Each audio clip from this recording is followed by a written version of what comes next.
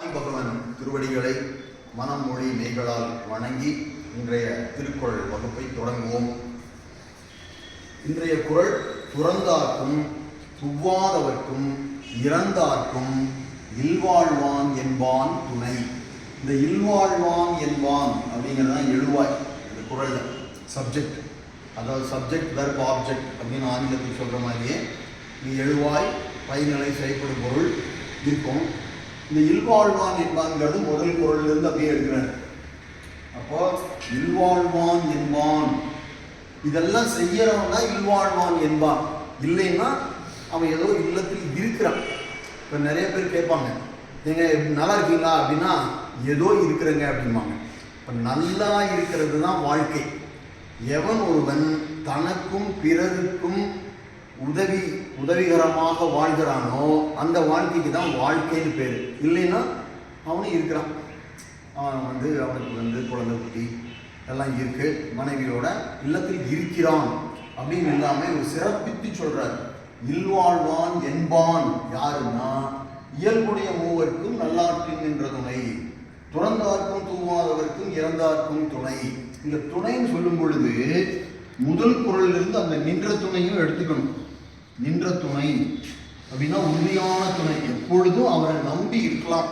இந்த 3 பேர் என்பது அதாவது ஒரு குறளை படித்தோம்னா அடுத்த குறளுக்கு போகும்போது முன்னத்த குறளில் படித்ததையும் நினைவில் கொண்டு படிக்கணும். இப்போ துறந்தார் யாருன்னா நம்ம நீத்தார் பெருமையில படித்தோம். ஒழுக்கத்தின் நீத்தார், அவர் முற்றும் துறந்தவர்கள், உண்மையான துறவிகள். இப்போ துறவிங்கிற பேரில் ஆண் துறவிகள் பெண் துறவிகள்லாம் இருக்காங்க, பல கோடிக்கு அதிபதிகள், அவங்களுடைய பேரில் சொத்துலாம் இருக்குது. ஆனால் துறந்தாருங்கிறதுக்கு டெஃபினிஷன் அது வராது. யான் எனது என்பதை துறந்தவர்கள். அதாவது ஒரு திருவோட்டை வச்சிருந்தா கூட அவங்களோட சொத்து வச்சுட்டான்னு அர்த்தம். அப்படி ஒரு கதை இருக்கும், பட்டினத்தார் கதை படித்தா தெரியும். அவங்ககிட்ட திருவோடுங்கிற சொத்து இருக்கு.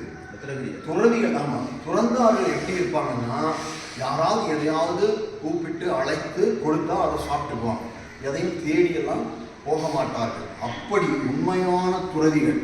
அந்த துறந்தார்க்கும் துவ்வாதவர்க்கும். ஏன் இந்த துவ்வாதவர்க்குங்கிறது ஒரு சொல் தான், ஏன் 2ஆ பிரிச்சு போடுறாருன்னா ஒரு திருக்குறளில் முதல்ல 4 சீர் வரணும், 2வது அடியில் 3 சீர் வரணும். அதனால துவ்வா அவர்க்கும். துவாதவர்க்கும் ஒரே சீராக எழுதுனா அது யாப்பு தலை தட்டும், இந்த கிராமர் அடிவாங்கும். துவாதவர்க்கும் 7 சீர் தான் எழுதணும். இங்கே சொல் 6 தான் இருக்குது, ஆனால் சீர் தான் 7. துவாதவர்னா யாருன்னா துய்ப்பவருக்கு, துய்ப்பவர் அவருக்கு ஆப்போசிட். துய்ப்பவருக்கு ஆப்போசிட் தான் துவாதவர். துய்ப்பவர்னா யாரு? உணவு, உடை, உறையுள், மருந்து, அவனுக்கு என்னென்ன வாழ்க்கைக்கு அத்தியாவசியமா இருக்கோ அதையெல்லாம் தடையின்றி அனுபவிப்பவர். அவனுக்கு சொத்து இருக்கு. இப்போ நமக்கெல்லாம் பார்த்தீங்கன்னா மிதமிஞ்சிய சொத்து இல்லைனாலும் நமக்கு தேவையான அளவுக்கு அடிப்படை தேவைகளுக்கான பணம், பொருள் வாய்ப்பு இருக்கு, பொருள் ஆதாரம் இருக்கு. அவங்கெல்லாம் துய்ப்பவர்கள். அந்த ஆதாரமே இல்லாதவங்க தான் துவ்வாதவர்கள். இப்போ இல்லறத்தில் இருக்கிறவங்களுடைய பயன் என்ன அப்படின்னா இந்த 3 பேர்த்துக்கும் உதவி செய்யணும். துறவியருக்கும் துவ்வாதவர்கள்னா வறியவர்கள், எந்த இதுவும் இல்லாமல் சாப்பாடு படி இல்லாமல் சாப்பாடு கொடுக்கணும். முடிந்த அளவுக்கு ஒல்லும் வகையான், இதெல்லாம் அறம். நான் எல்லாத்துக்கும் போய் உலகத்துக்கு சொல்ல முடியாது. உன் பக்கத்தில் யாருக்காக ஒருத்தருக்கு கொடு, 2 பேருக்கு கொடு. துவ்வாதவர்க்கும் இறந்தார்க்கும் அப்படின்னா ஒரு முறையாக செய்ய ஒரு மாதிரி சொல்கிறாங்க. இறந்தாருன்னா ஆதரவே இல்லை, அனாதையாக இருக்கிறாங்க, அவங்க வயதாகி இறந்து போயிட்டாங்கன்னா அவங்களுக்கு ஈமச்சடங்குகள்லாம் செய்யணும். அவங்க இருக்கிற அந்த குல வழக்குப்படி அவங்களுடைய சமய இதுபடி எப்படி செய்யணுமோ அதை செய்து அவர்களை அடக்கம் செய்ய வேண்டும். அந்த கடமையும் இல்லறத்தானுக்கு இருக்குது அப்படிங்கிறாங்க. இந்த காலத்தில் இப்படி பண்ண முடியுமான்னு தெரியல. ஏன்னா அவங்க இறந்து போயிட்டாங்கன்னா போலீஸ் போய் தகவல் சொல்லணும், அவங்களோட பர்மிஷனோட தான் எல்லாம் பண்ணணும். அப்படியெல்லாம் பண்ணலைன்னா லீகல் இஷ்யூஸ் எல்லாம் வந்துடும். அப்போ இறந்தார்க்கும் பண்ணணும். நிறைய பேர் அப்படி செய்யறாங்க. இறந்தார்க்கும் இல்வாழ்வான் என்பான். மறுபடியும் அந்த இல்வாழ்வான் என்பான் துணை, நின்ற துணை, உறுதியான துணையா இருப்பான். இப்போதைக்கு இந்த குறள்ல 3 பேருக்கு சொல்றாரு. அடுத்த குறள்ல இன்னும் 4 பேர் சொல்லுவார், தன்னையோட சேர்த்து 5 பேர் சொல்லுவார். அப்போ இது அடிப்படை கடமை. இப்படி நம்ம செய்யறோமா இந்த காலத்துல அப்படின்னு யோசிச்சு பார்த்தோம்னா பெரும்பாலும் இல்லை. நம்ம முதல்ல துறவிகளை கண்டுபிடிக்கிறது கடினம். அப்படி கண்டுபிடிச்சாலும் அவங்களுக்கு யாரும் செய்கிறது இல்லை. தான் உண்டு, தன் குடும்பம், பெண்டு பிள்ளை, இப்படித்தான் இல்லறத்துல வாழ்ந்துட்டு இருக்கோம். இது பண்ணினாலே போதும். மற்றவனுக்கு அதாவது தொந்தரவு செய்யாமல் நல்லது செய்தல் ஆற்றீராயினும் அல்லது செய்தல் ஓங்குமே அப்படிம்பாங்க.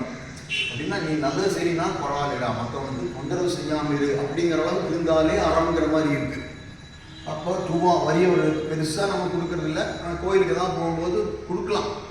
யாராவது வெளியில் உட்கார்ந்துருக்காங்க அப்படின்னா நிச்சயம் அவங்களுக்கு கொடுக்கறது தவறில்லை. அதே போல் இறந்தாருக்கும்னா எங்கேயோ வழிபோக்குறல் இங்கே இறந்துட்டாங்க, அந்த பிணத்தை அனாதை பணமாக விடாமல் செய்ய வேண்டியது இல்வாழ்வானுடைய கடமை. இதெல்லாம் வள்ளுவர் காலத்தில் இருந்துதான் இல்லையான்னு தெரியல, இல்லாதனால தான் வள்ளுவர் சொன்னாரான்னு தெரியல. இதை நம்ம கொஞ்சம் மனசில் எடுத்துட்டோம்னா இயன்ற அளவு நம்ம இந்த 3 பேருக்கு உதவி செய்வோம் என்ற அளவில் இந்த திருக்குறளை முடித்து டே போடாமல் விட்டேன். செவ்வாய் இன்று 20 இந்த வகுப்பை நிறைவு செய்கிறோம். நன்றி, வணக்கம்.